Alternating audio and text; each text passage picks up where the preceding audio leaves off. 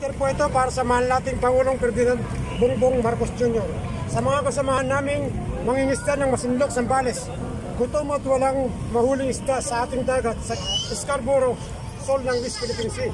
Sa tuwing kami ay pumapalaot, marami sa amin ang nakararanas ng pananakot at panggigipit mula sa mga malalaking barko ng China. Ang aming mga huli ay kanilang pilit na kinukuha at pinapalitan ng instant noodles at sigarilyo. Dinadaan kami sa takot gamit ang mga missiles. Araw-araw ganito kahirap ang sitwasyon naming mga mangingisda ng Masinloc. Tulungan niyo po kami dahil gutom na kaming mga mangingisda ng Masinloc. Mahal namin Presidente, tulungan niyo po kami laban sa pang-aabuso ng China.